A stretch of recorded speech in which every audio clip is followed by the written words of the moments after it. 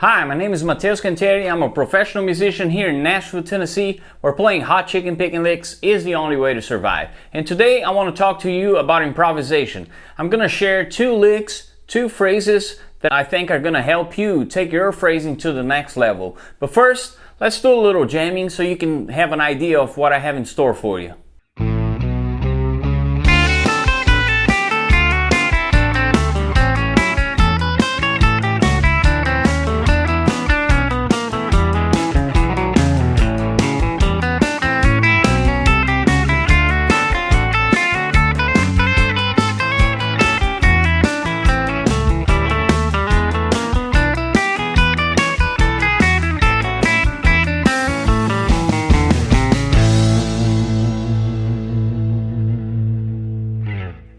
So the chord progression I was playing over is 2 bars over the 4 chord, D7, 2 bars over the 1 chord, A7, 2 bars over the 5 chord, E7, and 2 more bars over the 1 chord, A7.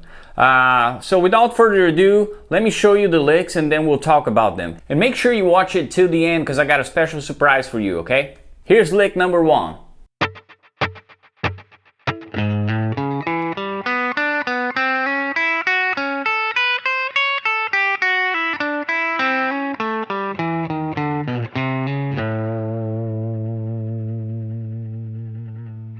Now here's lick number 2.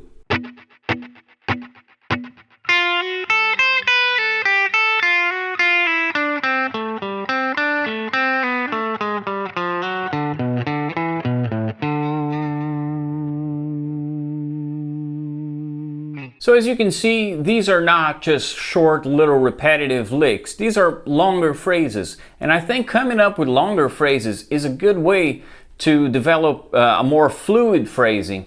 So I encourage you to do that. And I don't want to talk much about scales here, but we're phrasing over dominant chords, major chords with a flat 7. So there's a lot of stuff you can do. You can use the major pentatonic scale, you can use the mixolydian scale, and you can use the minor pentatonic as well to give it more of a bluesy flavor. But what I really want to talk about and encourage you to do is something that I do when I'm studying like someone else is playing. For example, like if I'm studying Albert Lee's style of playing or Brent Mason's style of playing, sometimes I'll just learn one of their phrases from a solo or something, and then I'll try to isolate parts of it. And all of a sudden, you start coming up with these cool variations. So let's say, you have this first lick.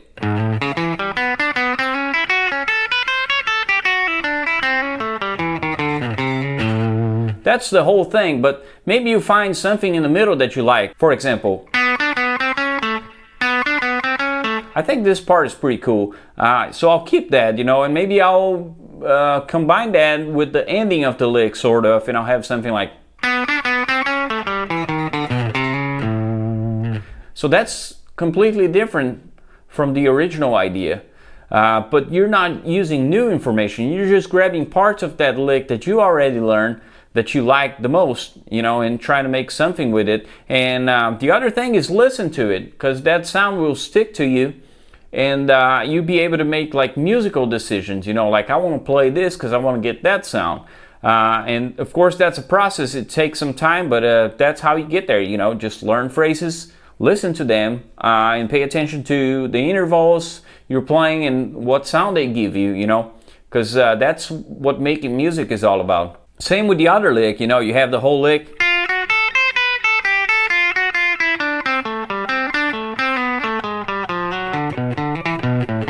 Maybe you just like this, how it starts, like, and just keep that.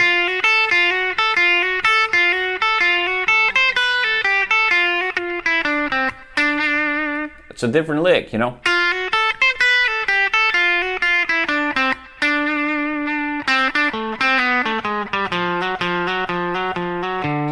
Another idea, so you're just grabbing pieces of it. Then the next step would be to play that, practice that over a chord progression. So for example, the one we have, where we have the 4 chord for 4 bars, and then we go to the 1 chord. When it goes to the 5 chord, you can use the same lick you used for the 4 chord, in this case D, just a whole step up, That's what I did on that first jam, and we're gonna do some more right now. The other thing is, until you're comfortable with changing without stopping, try to play like shorter phrases, you know. So just grab a little piece, play that over D, and give yourself some time to prepare for the next one. So let me show you what that would sound like.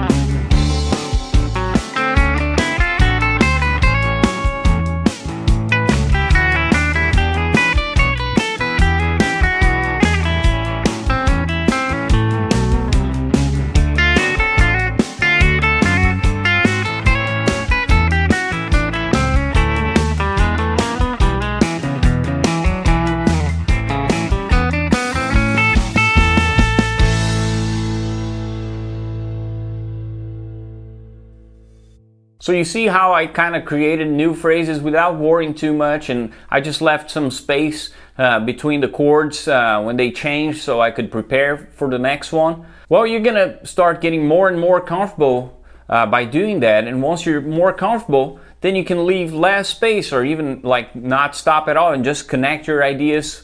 And that's what like fluid phrasing is all about, you know, connecting ideas and being able to think about the next chord without having to stop what you're playing, you know.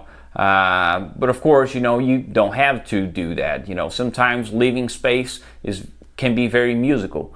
But anyway, I'm gonna play the same chord progression again, now kind of without stopping. I'm gonna play a little bit with the rhythm too. But everything you hear and you see on this take is just those licks, variations of those licks. There's nothing new there. I'm just grabbing parts of it and combining it in different ways. So let's get to it.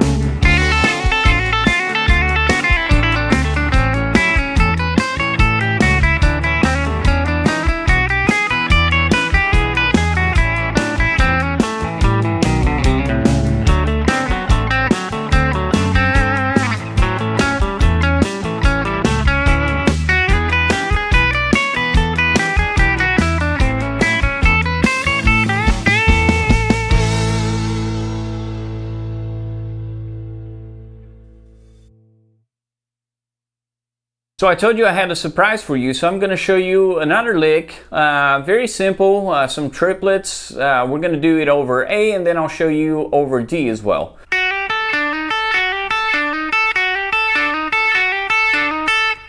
So in that case, we're playing over A7, you know, using kind of like a mixolydian here, and then using the blue note here.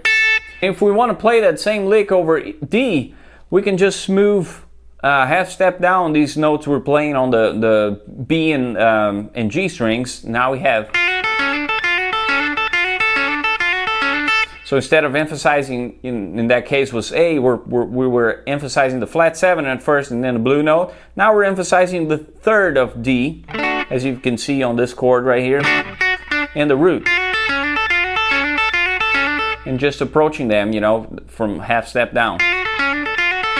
So pretty cool, simple lick that you can use and you can add to your chicken picking vocabulary. So that's it. I hope you guys enjoyed this video. Make sure you click like, subscribe, share it with your friends. And if you want to learn more, I got a playlist full of free country guitar lessons for you here on my channel. I also have a Patreon where you can find all the PDFs and backing tracks and all that good stuff. And if you want to learn even more, I got instructional videos for sale. Just check out the links in the description. And I'll see you next time.